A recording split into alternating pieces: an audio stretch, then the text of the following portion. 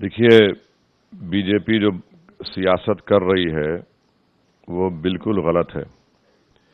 ये कोई लव जिहाद का मामला नहीं है। ये एक महिला पर की हत्या, उस पर जुल्म, उसका एक्सप्लॉयटेशन का एक वाकया है और हम तमाम को उसको उसी नजरिए से देखकर इसका कंडेम करना है। सबने कंडेम किया।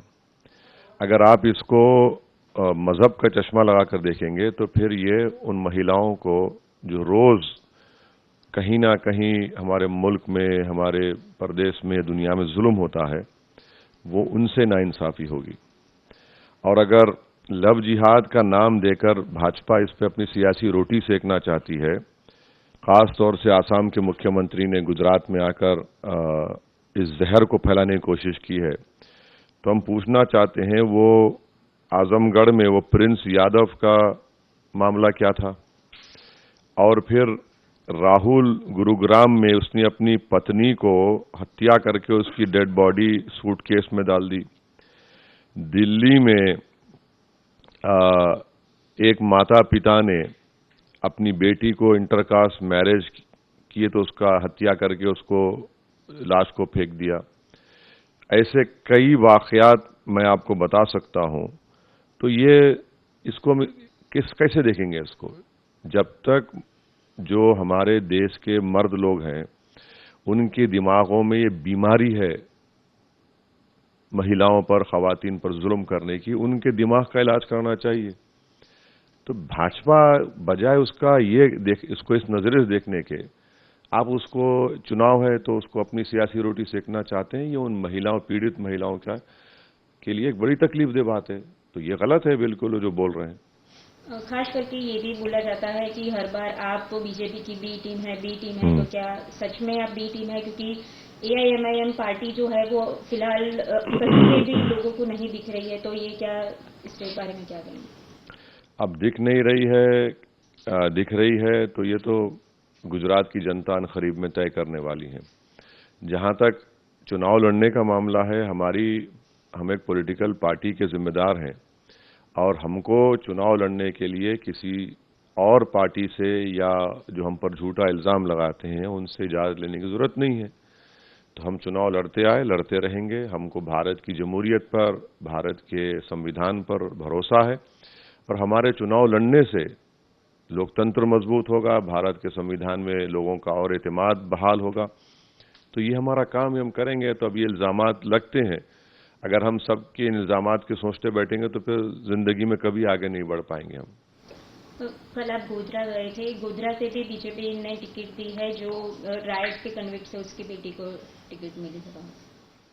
हाँ, जो गोधरा से उनको टिकट दिया है जिसने बिल्किस बानो को, रिव्यू कमेटी का मेंबर था वो, उसने उन बिल्किस बानो को जिन्होंने रेप किया, उसकी बेटी की हत्या की, उसकी मां की रेप करके हत्या की, 11 लोगों को उन्होंने हत्या की, रेप की। तो उन कन्विक्टेड प्रिजनर्स को गोधरा के बीजेपी के कैंडिडेट ने उनको कहा कि संस्कारी लोग हैं। तो इससे मालूम होता है कि किस तरह की संस्कारी पॉलिटिक्स भाजपा प्रैक्टिस करती है, कि जो बिल्किस बानो के रेप करने वाले, उसकी बेटी की हत्या करने वालों को संस्कारी कहता है, भाजपा उसको अपना टिकट देती है। और वो तो कांग्रेस से जीतकर भाजपा में गया था और उसने कोई काम नहीं करवाया गोधरा में। वो तो मोदी जी का जो नारा है सबका साथ सबका विकास, वो तो उसके खिलाफ काम किया। कहीं पर जहां जहां अल्पसंख्यक समाज, मुसलमान है, आदिवासी लोग रहते हैं, वहां पर कोई काम नहीं कर रहा। आज भी आदिवासी वहां पर प्रोटेस्ट कर रहे हैं। खेत में गए तो उनको मारा गया। तो भाजपा इन मुद्दों पर बात ही नहीं करती। सिर्फ अनएम्प्लॉयमेंट की भी बात है, लोगों को नौकरियां देने की भी बात कही थी, लेकिन अभी तक जो युवा है वो बेरोजगार है। देखिए, गुजरात में डेटा ये बताता है कि करीब 12% के करीब बेरोजगारी है। 18.60 गुजरात का पॉवर्टी रेट है। तो 27 साल से भाजपा ने इन मुद्दों पर कोई तवज्जो नहीं दी और बेरोजगारी नौजवानों का मुकद्दर बन गया। तनख्वाहें कम हो रही हैं, महंगाई आसमान को छू रही है। गवर्नमेंट के अस्पताल में सबसे ज्यादा अगर कोई एडमिट होता है, आउट ऑफ पॉकेट एक्सपेंडिचर होता है, तो गुजरात में होता है। खुद भाजपा बता दे कि कितने एमआरआई की मशीन्स हैं, 33 में कितने डिस्ट्रिक्ट में कितने में एमआरआई की मशीन है, कितने सिटी स्कैन की मशीन है, कितने सुपर स्पेशलिटी के डॉक्टर्स आपने 11-12 हज़ार नोटिफाई किए, 260 अब सिर्फ 13 काम कर रहे हैं उसमें। तो ये भाजपा का रिकॉर्ड रहा है उनके सत्ता में, गुजरात जब हुकूमत कर रहे थे।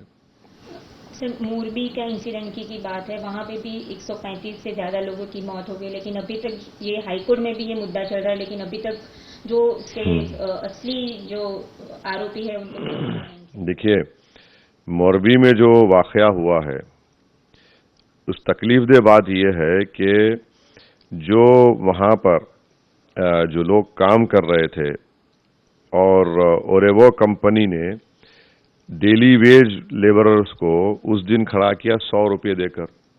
आपने डेली वेज के लेबरर्स को पकड़ लिया, मगर जो ओरेवो कंपनी है, म्युनिसिपल कॉरपोरेशन का जो चीफ है, वो अभी तक बाहर आराम से फिर रहे हैं। क्यों नहीं उनको पकड़ा जाता, क्यों नहीं उनको गिरफ्तार किया जाता? आखिर एक डेली वेज के लेबर को पकड़ते हैं आप, ये कौन सा इंसाफ कर रहे हैं उन 140 परिवारों से जिन्होंने अपने सब कुछ खो दिया, उन 50 बच्चों ने अपनी जान दे दी, 2 साल का बच्चा मर गया। तो ये भाजपा जो है, जो दौलतमंद और ताकतवर होता है उसको कुछ नहीं करती, जो कमजोर और मजलूम होता है उसको दबाती है।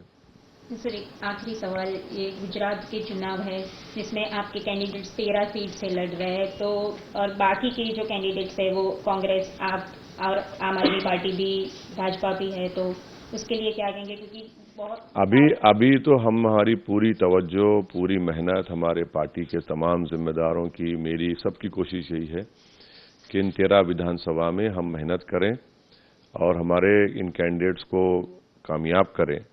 अब इससे हटकर क्या हो रहा है मुझे नहीं मालूम, बस हमारी कोशिश इन 13 विधानसभा पर लगी हुई है कि हम यहाँ से कामयाबी हासिल करें, वहाँ की जनता का हमको एतमाद मिले, भरोसा मिले, प्यार मिले, वोट मिले, यही हम कोशिश में लगे हैं।